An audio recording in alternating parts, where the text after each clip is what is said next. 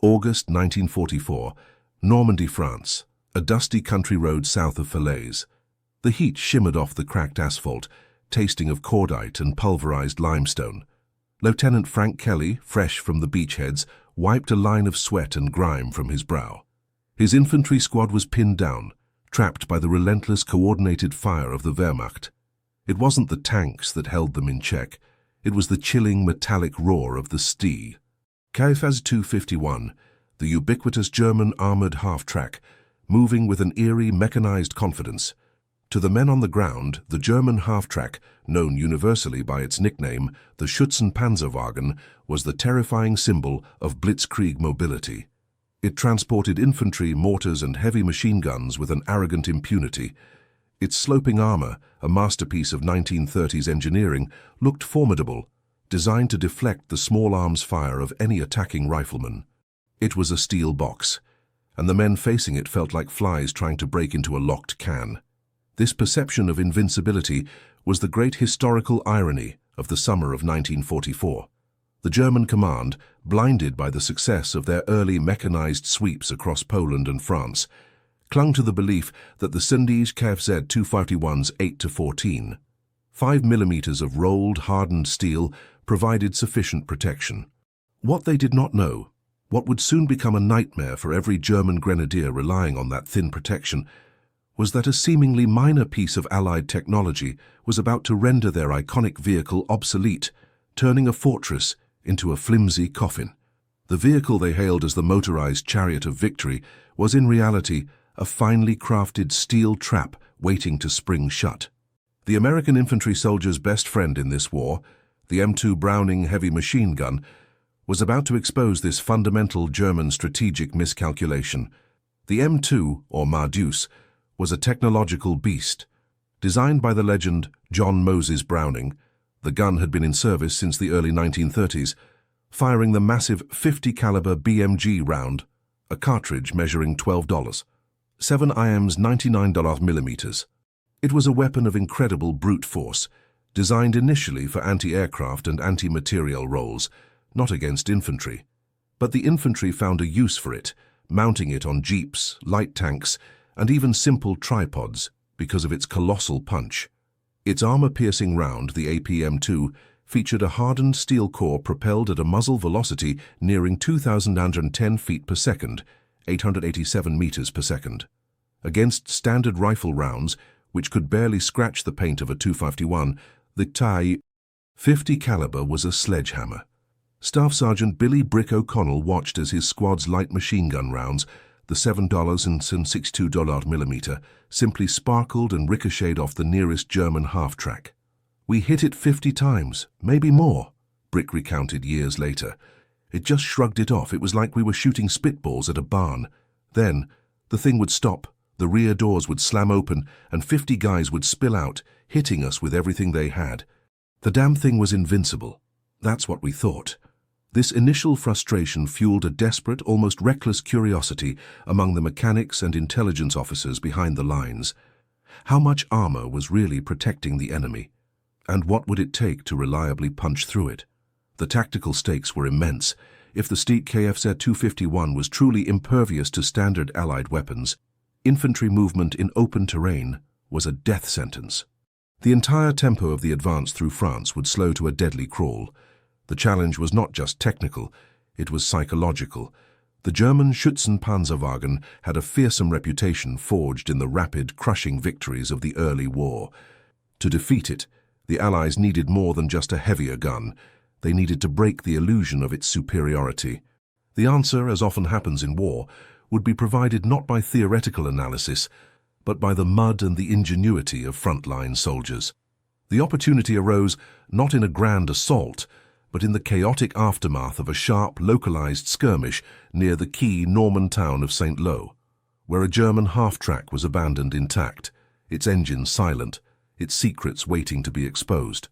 Our team of ordnance mechanics, led by the meticulous and slightly obsessive Major Arthur Hayes, an engineer before the war, approached the captured vehicle. The Sd.Kfz 251, model AUSFD, looked formidable even in silence, its dark grey paint chipped, but its angles menacing. Hayes looked at the sloping sides, then at the armor plate designed to protect the front transmission. He knew that if this machine could be reliably destroyed by a weapon already in vast supply, it would fundamentally change the battle for Europe. The question hung heavy in the humid Norman air. Was the steel thick enough, or had the German army bet the mobility of its grenadiers on a dangerous paper-thin margin? The answer would be calculated, not in mathematics, but in the shuddering impact of a single 50 caliber round fired at point-blank range. The stage is set for a revelation that will shatter the confidence of one army and empower another. This single discovery will rewrite the rules of engagement for the mechanized war. If you want to follow the unraveling of the German defensive line and see how a minor detail in armor plating became a major strategic liability, make sure to hit the subscribe button and turn on notifications so you don't miss the next chapter of this deep dive into WW2 technological warfare.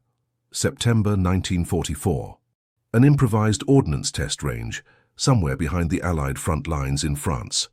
The captured Sd.Kfz 251 AOSF-D was secured in the center of the range, its sloping panels designed to maximize the effective thickness of the Suntour M14. 5mm frontal armor were pristine. Major Hayes and his small team of mechanics and armor specialists stood at a safe distance. This was not a purely scientific exercise, it was a desperate search for a tactical advantage, a way to alleviate the enormous cost in Allied infantry lives. The target was the side plate, nominally 8mm thick, angled slightly to protect the troop compartment. According to captured German manuals, this thickness, coupled with the quality of the rolled steel, was sufficient to resist the 30 caliber M1 Garand rifle and most standard Allied machine guns. A tripod-mounted M2 Browning, borrowed from an adjacent anti-aircraft unit, was sighted at a range of 100 yards, approximately 91 meters, a typical combat distance for a heavy machine gun engaging a vehicle. The gunner, Corporal Skeeter Thompson, was a veteran of the Pacific and knew the M2 intimately. He loaded a belt of armor-piercing incendiary, API, M8 rounds. The API round was the pinnacle of the 50 caliber technology, combining a hardened steel penetrator with a small incendiary charge, designed to ignite fuel and ammunition after penetration. Major Hayes gave the order. Single round, side plate, center mass. The M2 roared. The sound was not just loud, it was concussive. The heavy German half-track shuddered. The men watched, holding their breath against the expected shower of sparks and the deafening clang of a round that fails to penetrate. Instead, the impact was a single sharp crack. A thin, almost imperceptible plume of smoke vented from the far side of the vehicle.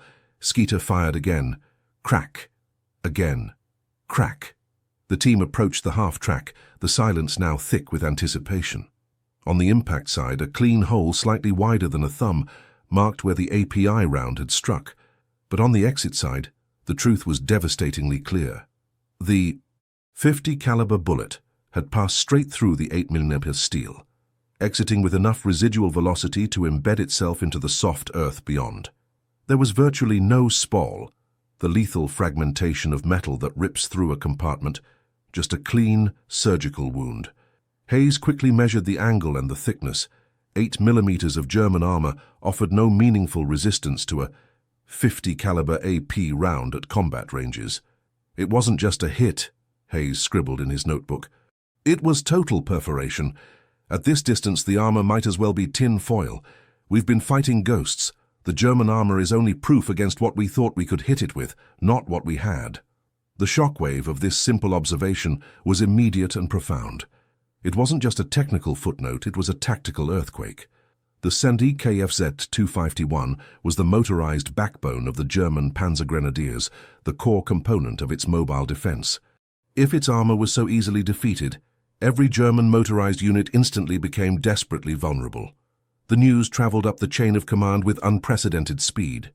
The American army had literally millions of 50 caliber rounds and thousands of the M2 guns, often mounted as anti-aircraft defenses on M4 Sherman tanks or on the ubiquitous deuce-and-a-half trucks. The immediate order was simple and revolutionary. The 50 caliber must now be employed aggressively against all German half-tracks and soft-skinned vehicles. For the infantry, the change was a massive psychological boost. Sergeant Brick O'Connell's unit soon received the updated guidance. They told us the Mar Deuce could punch right through. We laughed. We'd seen those things take so much punishment. Then they put a 50 on a mount we could tow. Next time we saw a 251 moving in the open, the gunner just opened up, not even a long burst. 5 rounds. That German half-track stopped dead. Smoke poured out. We realized then the monster we were afraid of, it had a soft spot. It changed everything. While Allied morale soared, a cold, sickening realization began to creep into the German ranks. Oberleutnant Klaus Richter, a veteran Panzer Grenadier commander, recalled the abrupt change in the autumn of 1944. Suddenly, the Americans stopped using their tanks only for the main assault. Their jeep and truck columns had these huge guns that they never used to focus on us before. Before, you heard the ping of their rifle rounds bouncing off your plate and you felt safe. Now, you heard a different sound, a deep, brutal thump, thump, thump. And then the man next to you was gone, or the engine was screaming in its death throes. The rounds were coming inside. Our steel, our mobile fortress, was now just a noisy, heavy cage that caught the bullets.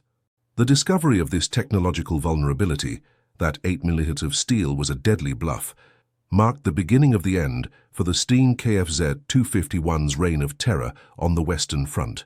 The Germans, masters of mechanized warfare, had failed to anticipate the proliferation and application of a single simple weapon, and the price they would pay would be measured in vehicles, lives, and ultimately the loss of strategic initiative.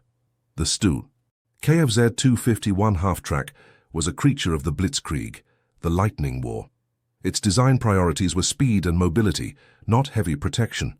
German doctrine dictated that the vehicle's high speed and sloped armor were sufficient to protect the grenadiers during a rapid advance or breakthrough. It was designed to resist shrapnel and small arms fire, not deliberate anti-armor engagement. The crucial design constraint was the engine itself.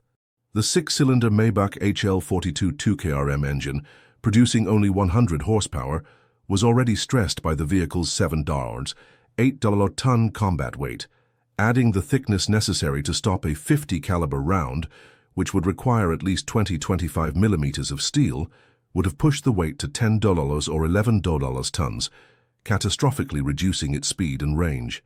The engineers, constrained by power and time, made a calculated risk. A risk that was now being violently exposed by the ubiquitous M2. The German commitment to this flawed design was massive.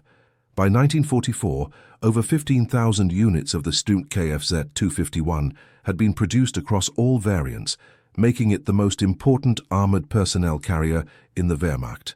This was not a localized flaw, it was a systemic vulnerability baked into the core of German mechanized infantry. Irony. While the American M3 half-track also had thin armor, Allied doctrine quickly adapted, realizing the vehicle was a tactical liability on the front lines and limiting its exposure. The Germans, overconfident in their vehicle's quality and design, continued to push the 251 into the teeth of the enemy, believing its armor was sufficient. The sheer industrial scale of the German failure now provided the Allied infantry with an unprecedented, target-rich environment.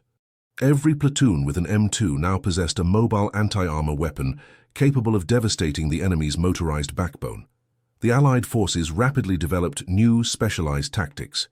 The M3 scout car and the Jeep were quickly fitted with Pintle-mounted 50 caliber guns, creating agile half-track hunter teams.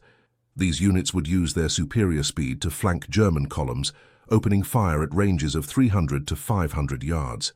The effect was not just lethal, it was paralyzing. A burst of only 3 or 4 API rounds aimed at the engine block, or the driver's compartment, was often enough to stop at $251.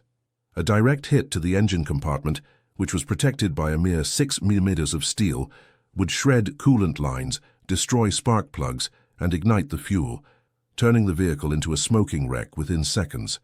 A hit to the exposed crew compartment, protected by 8mm on the sides, created lethal internal mayhem. The German occupants, the elite Panzer Grenadiers, were essentially fighting from a powerful but exposed gun platform. For the German soldier inside, The shift was from confidence to cold dread. They could hear the heavy thump of the .50 caliber long before the smaller rifle rounds. A captured German soldier, Grenadier Hans Meyer, described the experience. When the American heavy machine guns fired, you prayed they weren't aiming for you. The sound inside was like a church bell ringing right next to your head, but it was followed by the sound of tearing metal. You could smell the cordite and the burning insulation instantly. We started piling sandbags inside, any scrap metal, anything to stop those terrible heavy bullets. Our fear was always, where is the nearest ditch? Because the 251 was no longer a shield, it was a target. The vulnerability forced German commanders to drastically alter their movement patterns. Day movement became highly risky. Columns now had to hug cover, move only under the deepest concealment, or travel strictly at night, sacrificing the very speed and daylight mobility that defined the blitzkrieg. The .50 caliber had effectively imposed a strategic curfew on German mechanized movement in the West. This technological superiority, born from the simple fact of 8 mm versus 12. 7 mm was not won in a single massive battle. It was a victory achieved incrementally, one destroyed half-track at a time, proving that even in a war dominated by massive tanks, a simple, well-placed technological advantage could unravel the entire fabric of an enemy's tactical doctrine. December 1944. The Ardennes Forest. The Battle of the Bulge. The German counteroffensive, a massive, desperate gamble, was characterized by the swift, aggressive movement of panzer grenadiers utilizing the very same Sd.Kfz 251 half-tracks. Paradoxically, the urgency and speed of the German advance played directly into the Allied tactical advantage. When German columns, eager to exploit breakthroughs, exposed themselves on the narrow Belgian roads, the half-track hunters were waiting. The Allies often prioritized the destruction of the 251s over the heavy tanks, knowing that neutralizing the grenadiers and immobilizing their transport would shatter the coordination of the entire German assault force. The M2 also proved devastating against the unique German half-track suspension. The rear drive sprockets and the complex overlapping Schachtelaufwerk wheel system, while highly effective for cross-country performance, were difficult to protect with thick armor. A precise burst of .50 caliber fire could shatter the delicate inner wheel bearings or sever the track links, immobilizing the vehicle permanently, a crucial tactical advantage in an offensive where time was everything. The American M45 quad mount, nicknamed the Meat Chopper, a devastating anti-aircraft weapon consisting of 4 synchronized M2 machine guns, was pressed into the anti-ground role. A single M45 could fire up to 2,000 rounds per minute of .50 caliber ammunition, creating a wall of fire that no 8 mm armor could possibly withstand. Narrative emphasis. Where the German 251 represented the peak of 1930s offensive doctrine, the quad mount represented the industrial might and brutal adaptability of American firepower. It was an overwhelming answer to a systemic German flaw. The terror of the .50 caliber reached a peak during the brutal winter offensive. Hauptmann Dieter Vogel, commanding a Panzer Grenadier company, watched his unit disintegrate during a push towards Bastogne. We were caught in an open field, snow falling, and the American fire came from the tree line. Not the usual rifle fire, it was the heavy sound.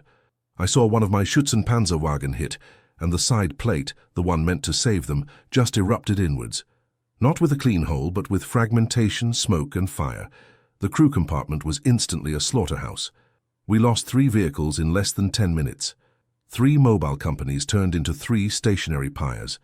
We knew then that if we could not hide, we could not advance. The blitzkrieg was over not by a tank but by a machine gun. This tactical superiority proved pivotal in stalling the German advance. Every 251 destroyed was a loss of speed and coordinated infantry. Every grenadier pinned down was a lost opportunity for a breakthrough. The seemingly unstoppable German advance was being systematically bled dry by a single focused weapon system. The human experience of this vulnerability was marked by desperation. German mechanics, in a furious attempt to save their comrades, began emergency field modifications. They welded on heavy steel plates salvaged from wrecks, often just plain structural steel, not hardened armor, or bolted on track links, a crude, desperate attempt to layer the protection. These improvised tanks were heavier, slower, and often failed mechanically, but they demonstrated the raw psychological fear that the M2 had instilled. The Sd.Kfz 251 had been designed as a swift wolf. The 50 caliber secret turned it into a cornered, cumbersome prey. The vulnerability of its 8mm side armor had morphed from a technical design note into a catastrophic strategic reality. The Allies had found the perfect antidote to the German mechanized infantry, and they were producing it by the metric ton. The momentum of the war had shifted, powered by a $12, 7 IM's $99mm round. Spring 1945, the German heartland. As the war entered its final brutal phase, the tactical secret of the 50 caliber was universally known and ruthlessly exploited. The Sd.Kfz 251 half-track, once a symbol of mechanized power, was now treated by Allied forces with contemptuous efficiency. Its presence simply confirmed the location of an enemy infantry unit, a unit that could be neutralized quickly and violently from a safe distance. The ultimate irony of the German design philosophy was now fully realized. In their quest for mobility and lightness, they had sacrificed the durability necessary to survive the industrialized firepower of their primary adversary. The numbers speak to the scale of the destruction. While precise totals are impossible to calculate, military historians estimate that the P50 caliber M2, in its various anti-material roles, accounted for the destruction or immobilization of thousands of German light-armored and soft-skinned vehicles. The Sd.Kfz 251, with its Achilles heel of 8mm side armor, became its most frequent and reliable victim. The American production line, churning out M2 machine guns and the specialized API ammunition in staggering quantities, demonstrated the power of the industrial military complex. The sheer volume of this standardized, lethal response overwhelmed the technologically nuanced but numerically inferior German military machine. For the engineers on both sides, the war's end brought a clear lesson. The days of lightly armored infantry carriers were over. The successor to the half-track, the post-war M113 armored personnel carrier, featured much thicker armor and, crucially, a design that acknowledged the universal threat of heavy machine guns. Its aluminum armor, though light, was specifically engineered to defeat the ubiquitous $12 7mm round. The war's technological arms race ensured that the simple, thin steel trap of the Sd.Kfz 251 would never be repeated. Lieutenant Kelly, who first felt the frustration of the impenetrable half-track in Normandy, looked back on the war with a profound sense of technological gratitude. Every infantryman owes a debt to that big gun. It gave us the chance to fight back against their armor without having to call for a tank. It made a difference between being pinned down and pushing forward. When you heard the Mar-Deuce open up, you knew someone on your side was getting the job done. And you knew the poor bastards on the other side were having a worse day than you were. Oberleutnant Richter, surviving the final battles, recognized the failure with a bitter clarity. The 251 was a wonderful machine for the war we thought we were fighting, a fast war, an easy war. But when the Americans brought their industrial power, their heavy guns, and their endless supply of that giant bullet, our strategy crumbled. We were left in a steel coffin, waiting for the inevitable. The story of the Sd.Kfz 251 half-track is the story of a technological gamble that failed. Its designers made a critical assumption about the nature of future combat, that speed could compensate for insufficient armor. The Allied forces, through battlefield adaptation and the ruthless application of industrial power, exposed that assumption with a single weapon, the 50 caliber M2 Browning. The discovery that 8mm of steel was little more than a thin veil was a turning point, transforming a symbol of blitzkrieg power into a vulnerable target and shifting the psychological and tactical balance of the European war. The war's final message was clear. In the face of mass-produced heavy firepower, the thin steel trap offered no escape. The complex history of World War II is filled with these small, crucial technological discoveries that changed the course of combat. If you found this deep dive into W-Tatu doctrine, engineering, and the human experience valuable, please like this video, share your thoughts on the Sd.Kfz 251's vulnerability in the comments below, and subscribe to our channel. Your support allows us to continue bringing these high-quality, historically accurate narratives of the greatest conflict in history. Thank you for watching.